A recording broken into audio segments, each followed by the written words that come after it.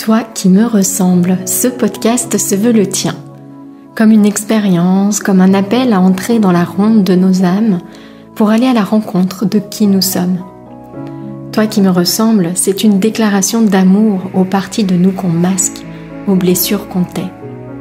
Je te proposerai tantôt des épisodes de type partage autour de la descente en soi et de l'exploration intérieure. Tantôt ce seront des portraits, rencontres intimes avec l'autre, celui qui nous inspire et nous révèle à nous-mêmes. Nos invités nous offriront ainsi le plus beau des cadeaux, leur vérité. Toi qui me ressembles, c'est un espace de cheminement, à la fois ensemble et dans l'intimité de notre être. Je te souhaite, toi qui me ressembles, d'en sortir inspiré, grandi, touché et nourri. Que ces partages intimes et sans détour t'aident à trouver tes portes intérieures et à les ouvrir pour t'éveiller à qui tu es. Je suis Mylène, souvent coach et entrepreneur, toujours en cheminement vers qui je suis au-delà des étiquettes, des rôles et des masques. En ligne, sur mes différents sites, je partage mon approche d'un accompagnement authentique et inspirant, le coaching de l'alignement au projet. Que tu cherches à vivre une vie qui te ressemble, à créer une activité alignée à tes valeurs, ou que tu sois à la recherche d'une école de coaching qui va au cœur de l'être, tu trouveras sur mes sites toutes les infos sur mes propositions. Bienvenue à toi qui me ressemble dans ce podcast qui t'invite à plonger au cœur de nos vérités, à percer les secrets de nos armures pour révéler toute la richesse et la beauté de nos nuances de vie. Aujourd'hui, j'ai le plaisir de t'inviter à découvrir les vérités cachées d'Armelle Six. Si tu souhaites accéder gratuitement aux prochains épisodes du podcast Toi qui me ressemble, tu peux t'abonner directement sur l'application que tu es en train d'utiliser. Et si le podcast te plaît, n'hésite pas à me laisser un petit commentaire en fin d'épisode dans la rubrique Avis. Je les lis tous et ça me touche beaucoup. Aujourd'hui donc, je te propose le portrait intime d'Armelle Six. Alors Armelle est coach, enseignante, auteure et conférencière. Spécialisée, alors elle nous en dira plus, mais dans l'éveil à sa vraie nature, l'art également de la présence et de l'écoute au quotidien et la parentalité consciente. Alors en ce qui me concerne, j'ai croisé le chemin d'Armelle au tout début de mon blog, donc c'était en 2015 je pense, alors que je me rendais à un salon d'éducation positive qui s'appelle le Festival de l'école de la vie, je crois de Julien Perron, et qui s'est roulé à Montpellier. Et je me souviens vraiment d'avoir été touchée par son histoire, la perte de son enfant tout jeune et vraiment la profondeur du chemin qui a suivi ce chemin de résilience et toutes ses transmissions. Alors, entre autres transmissions, Armelle a créé en 2015 l'école du mouvement de la vie, une école d'éducation au bonheur et à la vie consciente au quotidien, qui propose aujourd'hui des formations personnelles et professionnelles. Elle est aussi auteure de plusieurs ouvrages comme Rencontre en présence ou encore L'audace de vivre, qui est un livre best-seller sur la thématique du deuil.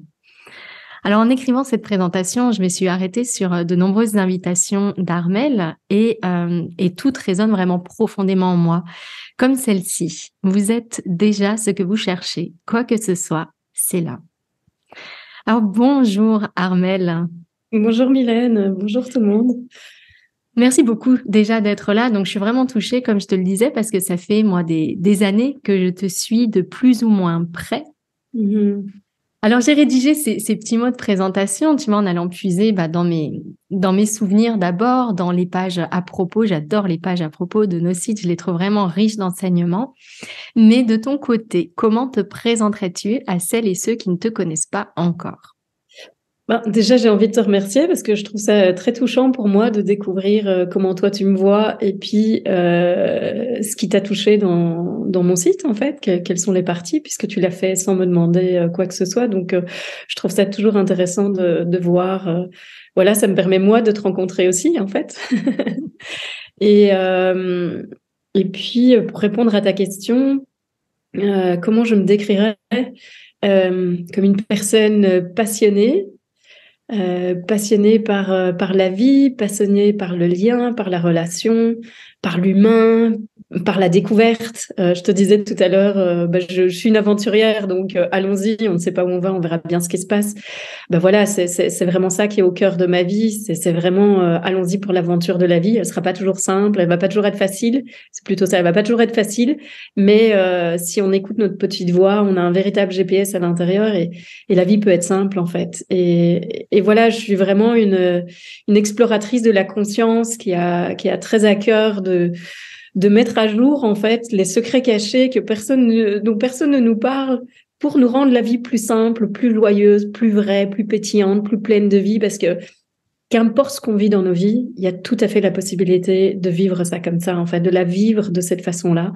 Même s'il y a des moments, on s'effondre, même s'il y a des moments où on connaît le pire, même s'il y a des moments où on a l'impression qu'on a touché le fond, qu'on va jamais réussir à remonter, ou on a peur d'aller toucher le fond et du coup, on essaie de rester en surface.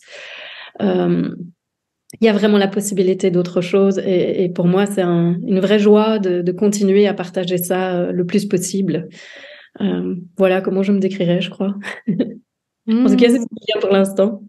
Ok, super. On reparlera bien sûr de tout ça et puis peut-être du comment. Alors, je sais que c'est une question, toutes les personnes qui traversent ou qui ont traversé vraiment des épreuves, ces moments où, comme tu dis, on touche le fond. Comment est-ce qu'on peut ensuite se connecter à cette petite voix dont tu as parlé? Je pense que voilà, ce sera vraiment un sujet passionnant à explorer aussi ensemble. Et moi, la question suivante que je voulais te poser, c'était ton chemin de vie t'a amené à ce métier, cette notion d'exploratrice de conscience que tu as évoquée. Pour autant, j'imagine que ça n'a pas toujours été, on va dire, ta vocation, que tu n'as pas toujours su que ça allait devenir ta voie. Par exemple, enfant, qu'est-ce que tu voulais faire? Qu'est-ce que tu te voyais faire? Je crois que c'était chanteuse et actrice. Et en fait, quand j'étais petite, je passais quasi tous les dimanches après-midi assis sur la table de la salle à manger à faire des one-woman shows. Je faisais de l'impro, en fait. Je m'asseyais sur la table et je créais des personnages et je faisais rire tout le monde. Et donc, en Belgique, il y a un festival. Moi, je suis originaire du sud de la Belgique, d'Innan. Enfin, c'est plus au sud que de Bruxelles. En tout cas, il y a plus au sud que ça. Mais près de Dinan, il y a un festival du rire qui s'appelle le Festival de Rochefort. Et quand j'étais petite, je me disais toujours un jour, j'irai au Festival du rire. Et donc, ça fait partie d'un truc qui reste là de temps en temps, très présent d'ailleurs cette année, de faire un one-woman show ou voilà, pourquoi pas. Je l'ai déjà fait une fois en fait, tellement c'était présent. Je l'ai fait une fois dans un événement dont j'étais marraine. Je devais faire une conférence et j'ai dit, écoute, je le sens pas du tout. Je dis, par contre, si tu veux, j'ai vraiment un gros kiff. J'ai dit, je voudrais vraiment faire un one-woman show, c'est un vieux rêve, quoi. Et elle m'a dit, ok, vas-y. Et donc, j'ai fait ça, j'ai chanté, j'ai dansé et voilà, j'ai sorti tout l'humour qui était présent par rapport à tout ce que je fais sur scène quand je fais des conférences, en fait, ou dans les retraites ou des choses comme ça. Je me suis, moi, beaucoup amusée et j'étais très heureuse d'avoir fait ce premier pas. Ouais, oui, c'est vrai que c'est une question, du coup, que j'avais envie de te poser. Est-ce que tu as réalisé ça? Est-ce que tu l'as accompli? Je l'ai fait une fois, voilà, dans ce cadre-là, mais en même temps, je sens que ça reste présent, tu vois, dans mes retraites, dans mes formations. Je mets souvent plein de notes d'humour parce que je trouve qu'on est très sérieux dans le monde spirituel. On a tendance à prendre tous ces concepts et toutes ces idées comme si c'était l'ultime et puis surtout quand on vit des choses difficiles ou quand on tourne dans les mêmes choses, c'est l'horreur, on se flagelle, on se frappe dessus, on se juge et tout ça. Donc moi j'aime bien mettre beaucoup d'humour là-dedans, de rire un peu de toutes nos facettes parce que comme ça allège les choses et ça permet aux gens de se dire ok, c'est bon, il y a pire dans la vie et puis surtout quand on y met de l'humour, on a plus accès à de l'espace intérieur pour pouvoir le regarder autrement aussi.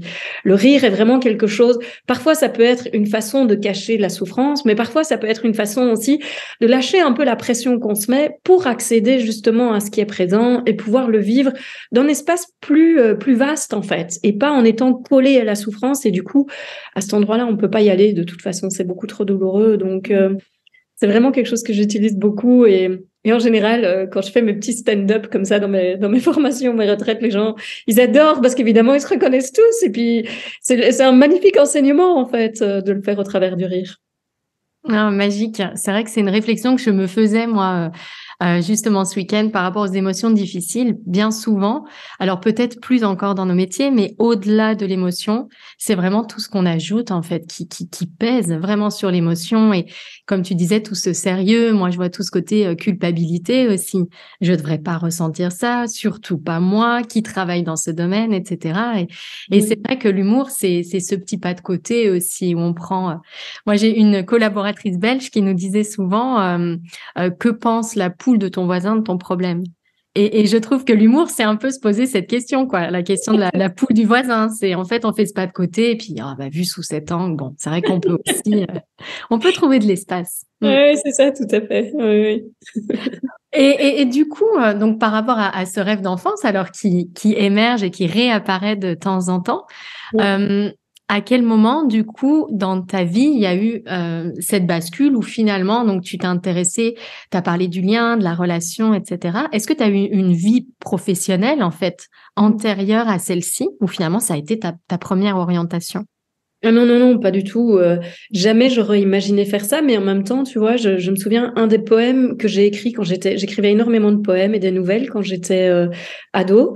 Donc, écrire, ça, c'était présent. C'était pas mal présent dans ma vie. Il y avait quand même un moment où j'avais envie d'être avocate. Donc, ou journaliste. Et donc, enfin, chez moi, la tchatch, elle était toujours là. On me disait toujours que la façon de parler et tout, enfin, voilà, que quand j'étais enfant, d'ailleurs, ma sœur et ma mère m'appelaient la journaliste et me disaient, il faut jamais dire un secret à Armelle parce qu'elle ne le garde pas. Et donc, ce qui faisait que je me prenais souvent des coups de pied sous les tables quand je me mettais à expliquer quelque chose que je n'étais pas censée dire. Et comme j'étais très vraie déjà enfant, après je disais à ma mère, je dis mais maman, pourquoi tu me jettes des coups de pied sous la table? Donc elle pouvait se cacher. Et pour moi, ça faisait partie de toute cette même authenticité, tu vois, qui a toujours été, qui a toujours fait partie de moi en fait. Et donc pour répondre à ta question, c'était la bascule quand est-ce que Ou cette première vie professionnelle, du coup, alors, Ah oui. études journalisme, avocate ou chanteuse? En fait, j'ai commencé le droit. Et puis, moi, j'avais vraiment envie de partir de chez mes parents. C'était lourd chez mes parents, en fait. La vie n'avait pas toujours été simple. Mes parents se disputaient beaucoup. Moi, j'avais qu'une envie, c'était d'avoir ma vie. Et donc, au départ, j'avais envie de faire le droit, mais en définitive, j'avais rencontré le papa de mon fils et je me suis rendu compte, non, j'ai envie de vivre avec. Donc, j'ai fait des études plus courtes. J'ai fait un baccalauréat en secrétariat de direction. Et puis après, j'ai commencé comme guide touristique trilingue, pardon, donc en français, en anglais, en néerlandais, où je faisais des visites guidées de nouveau près de chez moi dans la région. C'était très touristique la région où j'habitais, donc c'était assez facile. Et puis après ça, je suis devenue analyste criminelle au commissariat général de la police judiciaire à Bruxelles. Et là, je faisais des schémas des organisations criminelles financières, hyper intéressant. Ouais. Ce qui était intéressant pour moi, c'est que j'avais pas été engagée pour ça, mais comme je déployais toujours, je suis passionnée, hein, moi, donc je ne reste jamais là où on me met, moi je me déploie.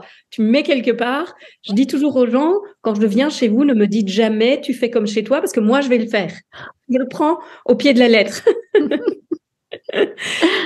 Et donc, là, c'était hyper intéressant, évidemment, puisque je me suis déployée. Et à un moment, on m'a dit, mais tu veux pas aller faire cette formation? Je fais, ah bah si, ça m'intéresserait. Et j'ai tellement réussi la formation qu'on a dit, ce serait dommage que tu lui aies fait faire la formation, qu'elle ait réussi comme ça, et que tu l'utilises pas après comme analyse criminelle. Donc voilà, je suis devenue ça pendant 1 an et demi, 2 ans. C'est à ce moment-là que j'ai été enceinte de mon fils.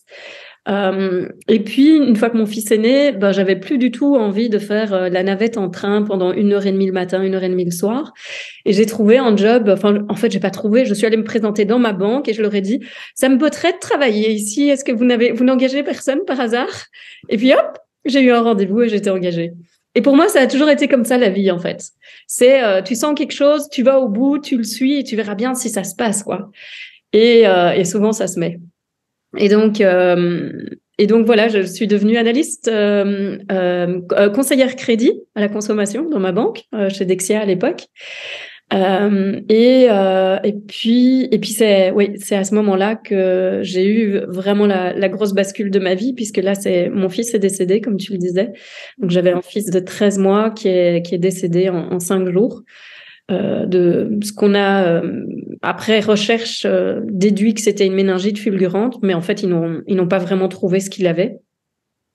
Et donc voilà, ça s'est passé hyper brutalement. Il était en pleine forme. Le jour même, on allait encore se promener le long de la rivière avec lui. Il découvrait ses premiers caca qui étaient des cailloux qu'il mettait dans sa bouche avec plaisir. Et on avait passé une balade absolument fabuleuse tous les trois avec son papa. Et puis voilà, le drame a tout arrêté. Et autre expérience de vie alors.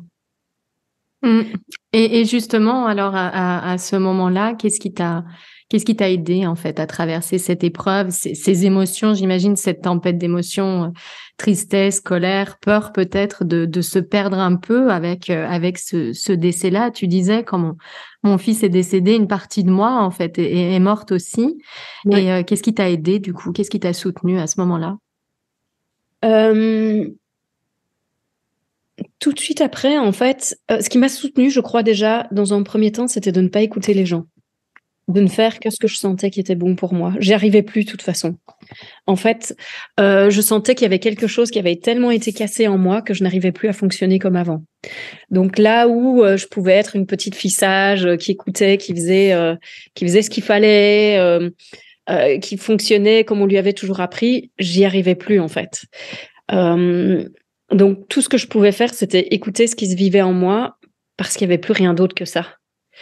Il y a vraiment eu le temps s'est arrêté en fait. Le futur s'est complètement effacé, le temps s'est arrêté et j'ai commencé à vivre dans un autre espace-temps. Et pendant les premiers mois, c'était vraiment ça qui était présent. C'était un autre espace-temps et je cherchais à fonctionner en fait.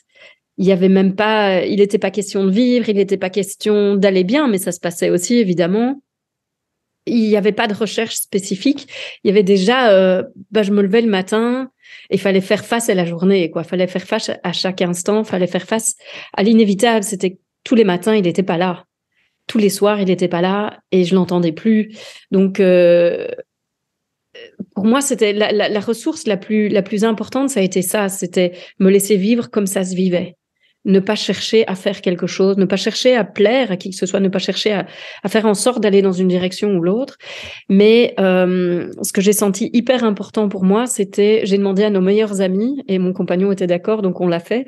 J'ai demandé à nos meilleurs amis si on pouvait aller vivre chez eux pendant un temps. Ils avaient un fils qui avait 9 mois de plus que mon fils à l'époque, et ils jouaient tout le temps ensemble. On était tout le temps tous les 6. Et en fait, ça a été hyper soutenant pour moi. De passer ce temps avec ce petit bonhomme, mais aussi avec nos meilleurs amis, d'avoir toujours cette présence. Du coup, c'est vrai qu'il y avait des moments profonds qu'on passait ensemble, des moments de partage. Il y avait toujours quelqu'un à qui je pouvais parler, des moments tristes aussi, des moments où je pouvais pleurer ou m'effondrer, des moments de rire. Des moments complètement glauques. Enfin, voilà, la vie, quoi, en fait. Et je sentais que ce qui était important pour moi, c'était ça. J'avais besoin de continuer à sentir la vie parce que c'était trop difficile de faire face à autant de vide d'un coup et à cette mort si soudaine à laquelle je n'étais absolument pas préparée. Personne ne peut l'être, évidemment, mais c'était comme ça que moi, je le vivais, en tout cas. D'accord. Et donc, à ce moment-là, alors, tu vois, moi, j'essaie de comprendre. C'est vrai que j'ai pas traversé ce type d'épreuve, mais j'accompagne beaucoup de personnes qui ont traversé cette épreuve. Quand tu disais ne pas écouter les gens, est-ce que tu as eu le sentiment qu'on invitait trop à essayer de transformer tout de suite justement la tristesse, la colère, toutes ces émotions-là, plutôt que les écouter, d'accepter aussi de ralentir le rythme pour être avec elles? Est-ce que c'est un peu ce que tu entendais par là? C'est surtout que mes parents voulaient que je leur parle, ma sœur voulait, enfin mes proches voulaient que je leur parle, ils étaient là pour moi et ils voulaient être là pour moi. Mais moi, être là pour moi, c'était faire ce que j'ai fait. Et c'était pas nécessairement passer du temps avec eux, et c'était pas nécessairement vivre comme eux voulaient le vivre en fait. Pour moi, être là pour moi, c'était être là avec mes amis, c'était vivre, c'était sentir cette vie qui était présente, c'était être avec ce petit bout aussi, c'était être dans la continuité de quelque chose et en même temps dans l'absence de la chose, enfin de l'essentiel en fait de mon fils. Et c'était la façon dont j'ai senti la traverser dans un premier temps, en tout cas. Et j'ai fait, j'ai fait mes tests, j'ai fait aussi par essai-erreur, je ne savais pas où j'allais. J'ai aussi rapidement, en fait, 2 mois plus tard, j'ai commencé à entendre une petite voix qui m'a dit 3 choses, qui m'a dit cette vie-là n'est pas la tienne, il y a une autre vie pour toi que tu ne vis pas encore. Et puis un peu plus tard, j'ai entendu il y a une femme qui sommeille en toi, qui ne demande qu'à émerger. Je ne savais pas ce que ça voulait dire, puisque je n'étais pas du tout dans une démarche à cette époque-là. Et la troisième chose que j'ai entendue, mais ça c'était probablement 3 semaines, 1 mois plus tard, c'était si tu restes, tu vas mourir. Et ça, par contre, j'ai compris. Et je comprenais surtout d'où ça venait parce que je voyais bien mon compagnon à l'époque, le papa de mon fils. Lui, il se laissait vraiment aller dans le deuil, il se laissait vraiment aller dans la tristesse et il s'effondrait là-dedans. Il ne voulait voir personne, il ne voulait pas retravailler. Moi, je sentais que j'avais besoin de vivre. En fait, moi, j'avais une urgence de vivre. Ma façon à moi de faire le deuil, c'était de suivre cette urgence de vivre. En fait, j'avais besoin de sentir la vie du fait d'être si brutalement face à la mort. Et donc, ça a été mon chemin. Ça n'a pas du tout été celui de son papa. Et donc, 3 mois plus tard, j'ai quitté la relation, ce qui n'a pas été facile parce que vu les circonstances, je me disais, mais enfin, comment je peux lui faire vivre ça en plus? Mais je sentais que c'était une question de vie ou de mort pour moi. Et puis voilà, il y a toute une autre vie qui a commencé, qui s'est mise en place, que j'aurais jamais imaginé. Et ça s'est pas mis en place tout de suite. Il y a des petits pas, il y a des rencontres, il y a un premier livre de développement personnel, il y en a un deuxième, puis il y a un premier stage, et puis il y en a un deuxième, et puis et puis une nouvelle vie. Enfin voilà. Et puis après, je deviens thérapeute, et puis ah oui, ça j'ai pas dit aussi. Enfin voilà, je deviens thérapeute, et ça c'est un nouveau monde. Là, je découvre que en fait, une des façons de sortir de la souffrance, c'est commencer à donner. Le fait de donner, ça fait que je ne suis plus tournée uniquement sur moi-même et je ne suis plus en train de regarder en permanence ce qui fait mal chez moi. Je commence à être disponible aussi pour les autres, pour autre chose, et ça commence à créer aussi de l'espace. Et pendant un temps, c'est magnifique. C'est vraiment magnifique d'être là-dedans. Je me réjouis. Et à l'époque, je fais de la réflexologie plantaire, palmaire et crânienne et de la médecine chinoise. Et c'est génial d'associer tout ça et de recevoir les gens. Et puis, il y a un moment où je sens que, non, là, j'ai besoin d'être là pour moi. Donc, je prends mon sac à dos et je pars au Québec. Et là, je pars vivre 1 an au Québec. Et ça a été vraiment ce chemin-là, en fait. Suivre ces élans, écouter cette petite voix dans les moindres choses, pas juste les grandes étapes de la vie, mais vraiment dans ce rythme, dans les temps, dans les temps, les différents temps de ma vie, dans mon rapport au temps aussi qui n'est plus pareil, dans mes envies. J'étais très timide et je détestais voyager avant. Et là, je fais un métier, je change de boulot après avoir quitté le papa de mon fils et je deviens déléguée médicale, représentante pharmaceutique, je pense que vous dites en France. Et là, ma mère a dit, mais comment tu peux faire ça? C'est pas possible, je ne te reconnais pas. Non, je ne me reconnais pas non plus, mais qu'est-ce que je m'éclate et j'adore ça. Et puis, je commence à voyager tout le temps. Ma sœur habite Paris, je vais tout le temps là-bas. Puis, je pars avec un ami dans le sud de la France, etc. Et il y a toute une nouvelle vie qui commence, un monde qui s'ouvre, en fait. Et pour moi, c'est tout ça le changement qui est en train de se passer. Et alors, il y a plusieurs choses sur lesquelles j'avais envie de rebondir, mais peut-être simplement on pourrait dire terminer sur cette partie-là, dans les leçons justement que tu as prises et peut-être leçon apprentissage ou tu as parlé de donner aux autres, tu as parlé vraiment de prendre le temps de s'écouter, d'écouter ses élans, d'écouter sa voix. Est-ce qu'il y a d'autres choses pour toi vraiment que tu as apprises à faire suite à cette épreuve, grâce à cette épreuve? Je me suis complètement abandonnée à la vie, mais aussi aux émotions. Je me suis laissée traverser par la tristesse aussi souvent qu'elle venait.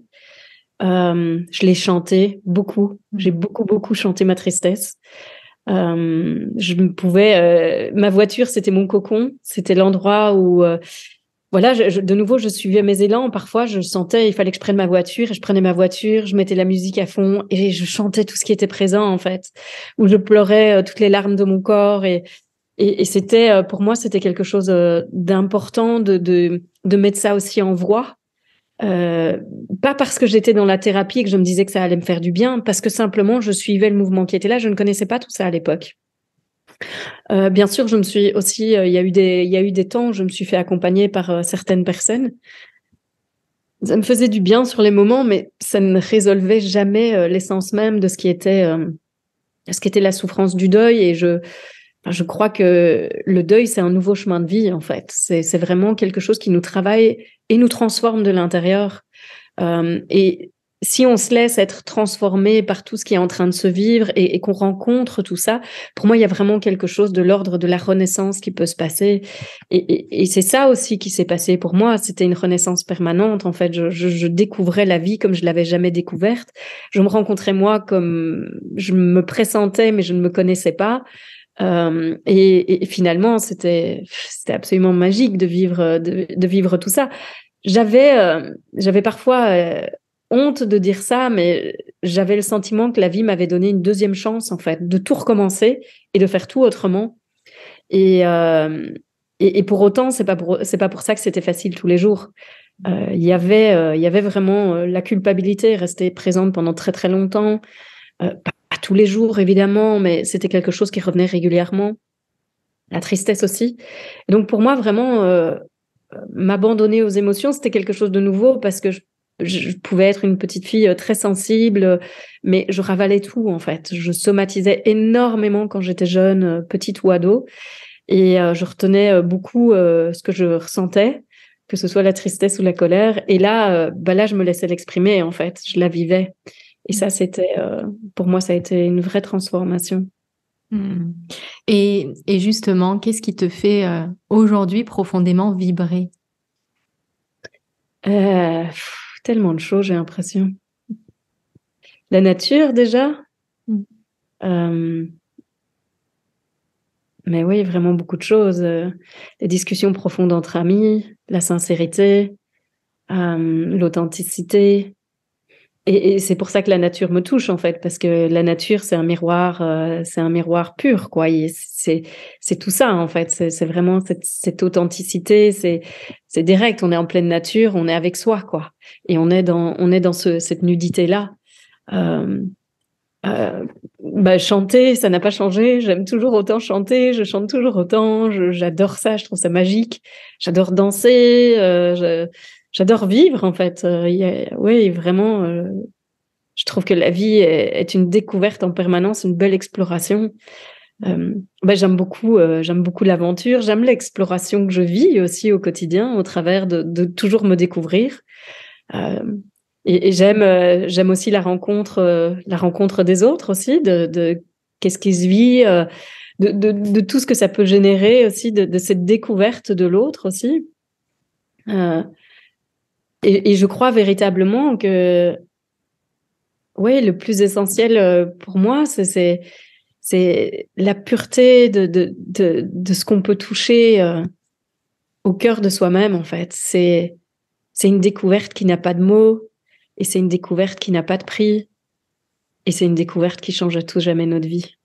Ça, c'est quelque chose dans lequel je me pose très, très, très, très régulièrement. Et justement, alors, ce dernier moment où tu as senti cette vibration-là de tout ce que tu évoques, c'était quand?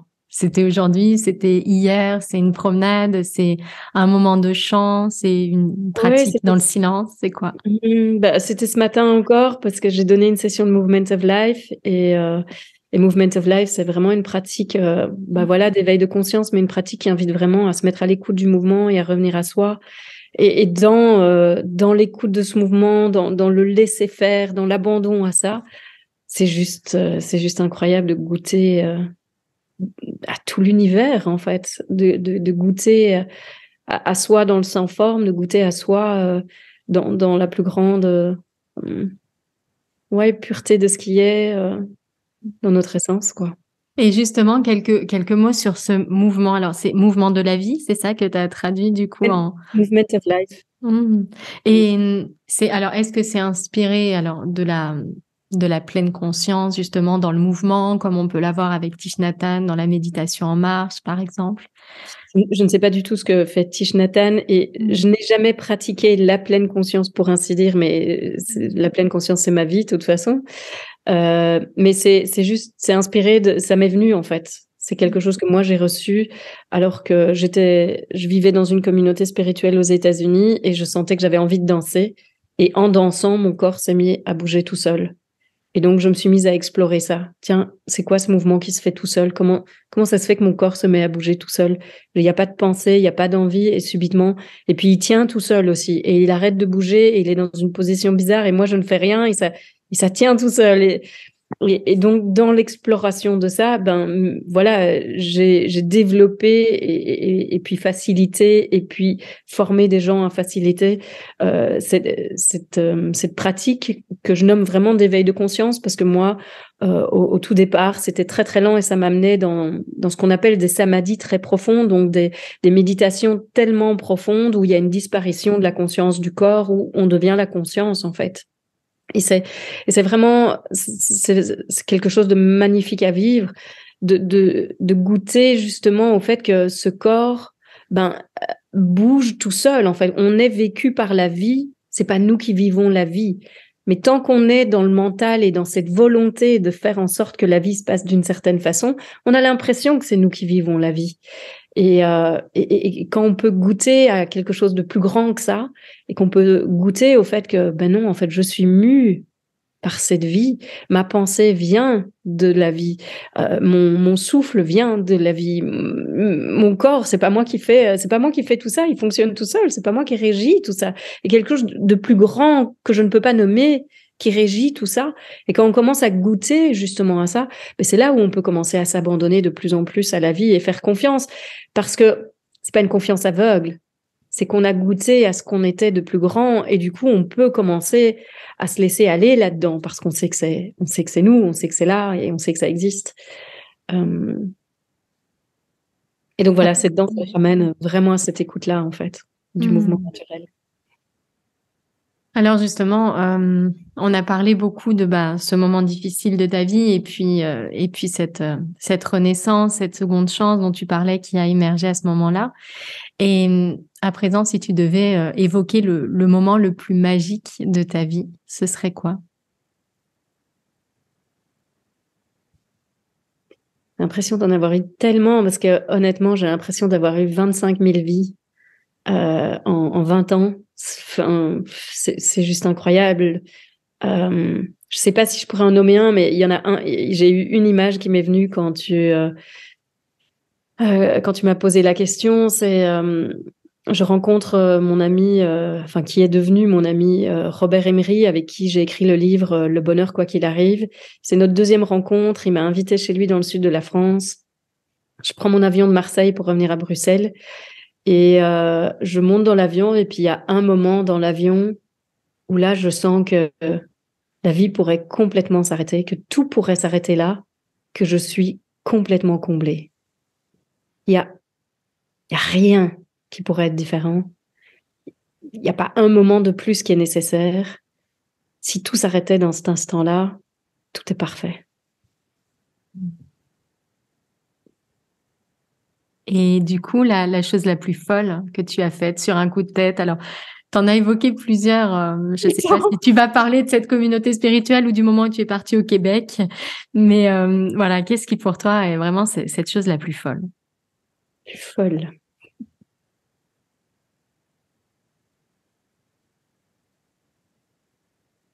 Ah oui, de m'être mariée avec quelqu'un que je ne connaissais pas. Ah oui. Ah oui. Dans le cadre de la communauté spirituelle, tout était basé sur un cours en miracle. Et un cours en miracle est un enseignement qui est basé vraiment sur la relation, sur la non-dualité, mais aussi sur la relation consciente. Et donc, dans la communauté, ils utilisaient les relations comme moyen d'éveil à sa vraie nature. Et pendant une danse, justement, un jour, j'ai eu une vision. J'ai vu un anneau tatoué sur mon doigt. J'ai eu une vision d'une personne de la communauté que j'avais encore jamais rencontré, mais qui allait venir prochainement. Donc, j'avais déjà vu une photo qui allait venir prochainement dans le centre où j'étais. Il était dans un autre centre. Et j'ai une vision et je vois ça. Et je fais, oh non, non, non, parce que je connaissais les histoires, je savais qu'il y avait des gens qui avaient eu ça. Et je fais, non, non, c'est pas possible. Donc, je ne dis rien à personne. Et puis, j'ai un ami qui vient vers moi et qui me dit, Armelle, j'ai une vision que peut-être que j'allais te marier. Et puis, je le regarde et je fais, ah ben non, non, non, ça je crois pas. Et lui, il croyait qu'il devait m'épouser. Et je dis, ah non, non, ça je crois pas, non, non. Et puis je lui dis, merde. Et du coup, je me dis, mais il y a vraiment un truc qui est en train de se passer. Donc je raconte ce que j'ai vu. On me dit, mais Armelle, tu dois le dire, quoi. C'est pas, enfin, Et en fait, c'est juste fou. Du coup, j'appelle l'enseignant principal et je lui explique ce que j'ai vu. Il fait, mais oui, Armelle, évidemment, toi avec Eric, mais c'est clair, vous êtes complètement complémentaires, quoi. Et puis du coup, il dit, Eric, viens au téléphone. Et puis hop, et directement, j'ai mon futur mari au téléphone et ils sentent tous le truc. Ils se disent tous, ouais, c'est carrément génial. Oui, oui, oui. On sent que c'est guidé, que c'est vrai, que ça doit se passer. Et voilà. Et du coup, ça se passe, quoi. 15 jours plus tard, on est mariés et l'aventure commence. Et ça a été un chemin absolument épique. Et en même temps, ça m'a montré que l'amour, ça se construit. C'est pas quelque chose, on croit toujours, il y a une bonne personne et un jour, je vais rencontrer la bonne personne. Moi, je crois pas en ça, en fait. Je crois que tu peux choisir de tomber amoureux à n'importe quel moment. C'est pas quelque chose qui se fait. J'ai l'impression parfois que la chimie, aussi, enfin, tu vois, tout ce qu'on peut vivre chimiquement et tout, c'est aussi toutes nos névroses qui se présentent, en fait. Ben, en fait, on peut vraiment construire ça, on peut le créer, on peut le choisir et on peut vivre quelque chose de très, très profond. Et moi, avec mon ex-mari, après 3 mois, on était tellement dans le partage, parce on vivait notre relation dans le cadre de la relation aussi, donc on était dans le fait de tout se dire, de toujours être présent l'un pour l'autre, donc on était énormément à l'écoute, et puis tout était voué à l'éveil à notre vraie nature, donc on partageait toutes nos pensées, toutes nos croyances, tous nos bazars qui émergeaient, toutes nos vieilles blessures et tout ça. Et après 6 mois, je lui dis, j'ai l'impression que ça fait 30 ans qu'on est mariés.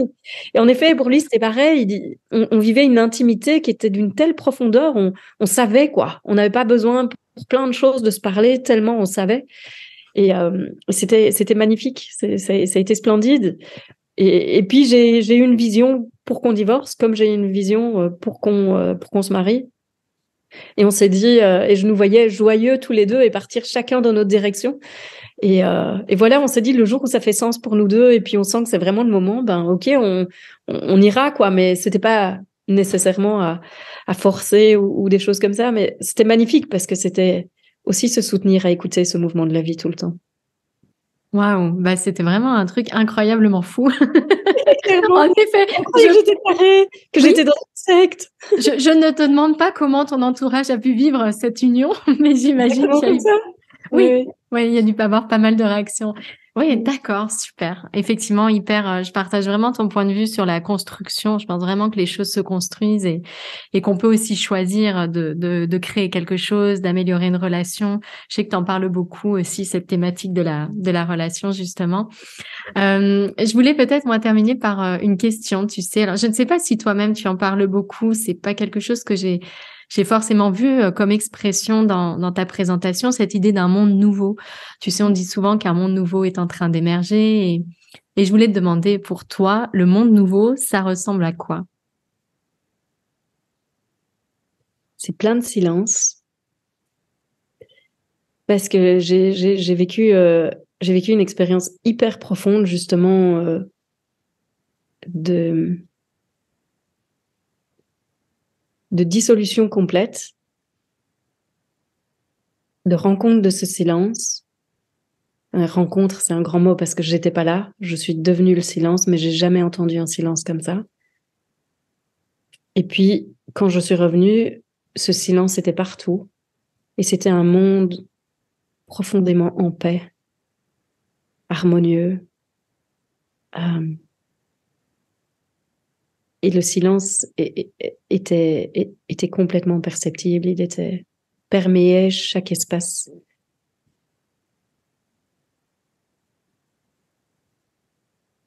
Et je suis convaincue que d'abord, je pense qu'il y a un grand éveil de conscience qui se vit de façon globale. je suis convaincue que plus chacun de nous revient à ce silence et plus ce monde va se créer. Je crois pas il faille courir à gauche et à droite pour essayer de changer le monde. Je crois il faut vraiment rentrer à l'intérieur le plus profondément possible pour laisser émerger ce silence. Et le monde, il va venir naturellement, en fait. Parce que de toute façon, le monde, c'est le reflet de nous.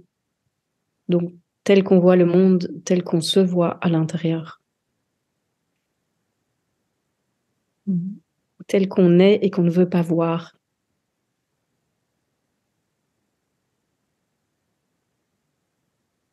Et justement, peut-être pour terminer, est-ce que tu veux nous partager comment tu contribues justement à ça, à ce retour à soi, à cette descente en soi profonde, trouver le silence, cette paix, cette harmonie qui sont là, hein, comme tu le disais. Donc, on va souvent chercher ailleurs des choses que nous sommes en réalité. Et donc, comment est-ce que toi, tu contribues à ça? Je sais que tu as beaucoup de propositions. Donc, est-ce que tu peux nous partager un petit peu comment tout ça prend forme pour toi, pour contribuer à ce monde nouveau, à ce monde de silence? Tout vient vraiment, pour moi, c'est l'inspiration du moment, en fait. Je n'ai pas de plan, je n'ai pas de projet. Tu vois, je n'ai pas de business. Enfin, oui et non, quoi. Enfin, pour moi, ce n'est pas un business et je n'ai pas de business plan en début d'année en me disant je vais faire ça, ça ou ça, ou je vais créer, ou je n'ai rien de tout ça, en fait. Je peux ne rien faire de toute l'année ou être hyper active. Tout dépend de ce qui m'anime et souvent, ce que je vais proposer, c'est aussi ce qui me traverse, c'est aussi ce qui se vit pour moi, c'est aussi des réalisations qui se font et que finalement, la vie prend la couleur des transformations que je vis. Je vois a posteriori que je suis souvent comme une éclaireuse, je passe devant, je vis les transformations, les challenges, les difficultés, tout ce que je dois rencontrer intérieurement, et puis après je le diffuse et je le propose et je vois combien ça match aussi très souvent ce qui est nécessaire dans le monde. Donc oui, je fais des propositions des retraites spirituelles ça peut être revenir au silence, ça peut être l'ouverture du cœur, ça peut être la rencontre de ce qu'on est en essence, ça peut être qui suis-je tout simplement, ça peut être des choses très au cœur de l'être directement, mais ça peut être aussi quelque chose de très intégré dans la matière et dans notre forme. Pour l'instant, j'ai par exemple dans 15 jours un week-end qui s'appelle Réveiller sa sexy. C'est un week-end pour femmes. Et c'est aussi parce que je vois que dans mes retraites ou formations, je vois que l'énergie sexuelle, elle est souvent bloquée, elle est souvent retenue, elle est pas vivante. Et ça fait partie de comment j'entends le silence. Parce que notre mental, pourquoi est-ce qu'il parle beaucoup et qu'il est bruyant? Parce qu'on n'écoute pas, parce qu'on ne laisse pas circuler la vie. Plus la vie peut circuler comme elle a besoin et envie de circuler, moins le mental est actif, en fait. Donc, plus je suis à l'écoute, plus le mental peut venir se déposer et plus il va se mettre au service de la vie, plutôt que d'être là en train de me raconter plein de choses. Donc, toutes les propositions que je peux faire, elles ont aussi trait à ça. Et puis, c'est pareil, je vais faire un coaching de groupe en ligne sur la relation consciente. Donc là aussi, c'est comment dans la relation amoureuse, intime, je peux revenir à ma vraie nature. Comment est-ce que je peux en rencontrant l'autre, je me rencontre moi-même. Et une des choses essentielles pour moi dans ce que j'enseigne aussi, c'est prendre 100% de sa responsabilité. Et donc, là aussi, c'est un accompagnement à ça. Comment je fais pour arrêter de mettre sur l'autre la responsabilité de mon bonheur ou de mon malheur et de croire que les souffrances viennent de l'autre plutôt que de voir que, non, l'autre est le reflet de quelque chose qui est déjà là. Et oui, il m'aide à le voir. C'est pas toujours agréable ou confortable. Mais il y a vraiment un chemin magnifique qu'on peut faire qui nous rend à la vie, qui nous rend à nous-mêmes. Donc, voilà, ça sont les propositions, par exemple, du moment. J'accompagne aussi dans des coachings individuels ou des accompagnements individuels par session. Et tout est fait dans la même dynamique, en fait, de rencontrer l'émotion, de prendre 100% de sa responsabilité, de changer son regard par rapport à la vie, de voir que c'est mon attitude par rapport à la vie qui fait la différence et pas la vie qui doit être différente. Et donc, vraiment de revenir à quelques concepts, en fait, qui sont des principes de vie très simples. Et si on reste avec ça, notre vie change complètement. Et ça fait toute la différence. Donc, pour moi, c'est vraiment cette invitation permanente, voilà, de toujours être là-dedans et de voir que ma vie peut devenir une méditation. enfin, nos vies peuvent devenir des méditations. Ouais. Et ça ne veut pas toujours dire être posé et calme. On peut être en état méditatif, simplement dans la vie et du coup dans cette conscience et sentir tellement d'énergie. On est en train de créer plein de choses et on est hyper actif, on est en communication avec plein de gens et ça peut aussi être ça en fait. Hein. C'est pas nécessairement toujours on marche calme, on parle calme, on est tout doux. Parce que moi, je pense véritablement, on doit rencontrer l'ombre si on veut aller dans la lumière. Beaucoup de gens voudraient ne vivre que la lumière et mettre de côté justement l'énergie sexuelle, la sexualité, leurs ombres, les colères, le conflit. Et pour moi, si on ne passe pas par rencontrer ça, on ne se rencontre pas, on ne rencontre qu'une partie de soi, on ne rencontre qu'une partie du monde, et en fait, on génère plus de conflits dans le monde. Si on veut vraiment arrêter la guerre dans le monde, il faut qu'on rencontre ces guerres intérieures. On ne peut pas continuer à vouloir être dans la lumière et nier ça, sans quoi on participe à la guerre, en fait. Donc, pour moi, c'est vraiment un chemin total, en fait, complètement inclusif. Et c'est là où le silence se fait sentir de lui-même, parce qu'il y a simplement une autre expérience qui se présente. Merci beaucoup. Tu as déjà un petit peu répondu à ma dernière question, mais peu importe, parce que tu vas le dire autrement et je sais que ça va encore être magnifique et très inspirant. C'était quel est ton message du cœur à celui ou celle qui nous écoute?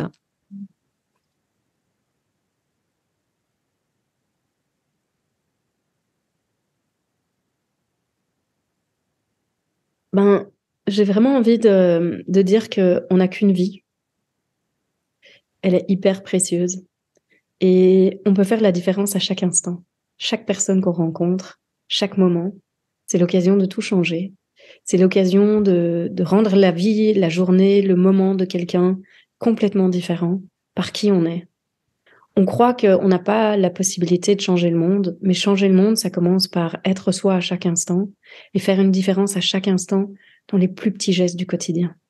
C'est pas faire des manifestations, ça peut si ça vous anime, mais c'est pas ça nécessairement qui va changer. Enfin, moi, je pense que c'est pas ça qui va changer le monde tout court.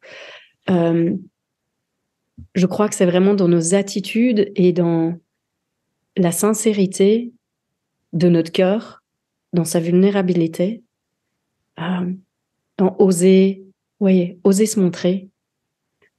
Pour moi, c'est vraiment ça qui va faire que vous allez sentir que la vie est pleinement vécue et que, oui, quelque chose d'essentiel aussi, que surtout, donnez tout ce que vous avez envie de donner et aimez comme vous avez envie d'aimer. Et jamais vous regretterez quoi que ce soit. Et je suis sûre que si vous ne faites que ça, à la fin de votre vie, vous ne vous direz pas « Zut, j'aurais dû faire ça ». Et je vous la souhaite vraiment riche, entière, pleine de vous, pleine de rire et de merveilleux moments de partage, parce que je crois qu'une vie sans partage, ça manque de quelque chose.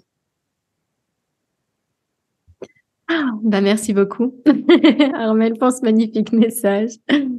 C'est très, très beau, ouais, très inspirant. Merci beaucoup pour ta présence et voilà, pour cette générosité dans tous tes partages, toutes tes transmissions. Ça m'a beaucoup touchée. Je sais que ça touche aussi beaucoup toutes celles et ceux qui nous écoutent. Merci à toi et merci pour tes belles questions et de m'avoir invitée. Je suis vraiment ravie, d'avoir eu l'opportunité de partager de cette façon. Merci encore. Belle journée à vous qui nous ressemblez, qui nous écoutez avec attention. À très bientôt. Si tu entends ce message, c'est que tu as écouté l'épisode jusqu'au bout. Et pour cela, je te dis un grand merci. J'espère que cet épisode t'a inspiré, touché, nourri. Si c'est le cas, n'hésite pas à partager ce podcast autour de toi avec le hashtag « Toi qui me ressemble ». Et si tu souhaites écouter d'autres épisodes inspirants, tu peux t'abonner directement au podcast sur la plateforme que tu utilises. À très bientôt dans un prochain épisode, Toi qui me ressemble.